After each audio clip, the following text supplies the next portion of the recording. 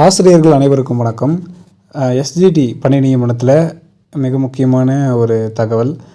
எஸ்ஜிடியினுடைய final answer மற்றும் result வெளியானதை தொடர்ந்து cut off எவ்வளோ மதிப்பெண்கள் இருந்தால் தற்போது வேலை கிடைக்கும் அப்படிங்கிற ஒரு அனலைசிஸை பார்த்தோன்னா தேர்வர்கள் நிறைய பேர் பார்த்துட்ருக்கீங்க. இதில் வேக்கன்சி எஸ்ஜிடிக்கு இன்னும் இன்க்ரீஸ் ஆச்சுன்னா நிறைய பேருக்கு வேலை வாய்ப்பு கிடைக்கும், கட் ஆஃப் இன்னும் குறையிறதுக்கான வாய்ப்புகள் இருக்குது அப்படின்னு இருக்கக்கூடிய இந்த சூழ்நிலையில் தற்போது எஸ்ஜிடி பணி நியமனங்களை அதிகரிக்க வேண்டும், காலி இடங்களை அதிகரிக்க வேண்டும் சொல்லிட்டு ஆசிரியர்கள் ஒரு பக்கம் தீவிரமாக போராட்டம் பண்ணிக்கிட்டு இருக்காங்க. இப்படி ஏற்பட்ட சூழ்நிலையில் வேக்கன்சி இன்க்ரீஸ் ஆகுமா அப்படிங்கிற மிகப்பெரிய எதிர்பார்ப்பு இருக்குது.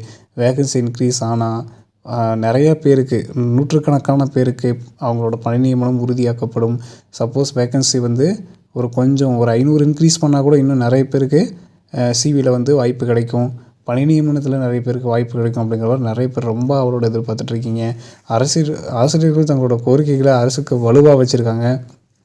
முதலமைச்சருடைய வீட்டுக்கே போய் மனு கொடுக்கறதுக்கெலாம் போய் அரெஸ்ட்லாம் ஆகிருக்கிறாங்க. அதனால் ஒரு பக்கம் இவங்க ஆசிரியர்களுடைய போராட்டம், ஒரு பக்கம் மனு கொடுத்து கவன ஈர்ப்பு ஒரு பக்கம் பண்ணிகிட்டு இருக்காங்க.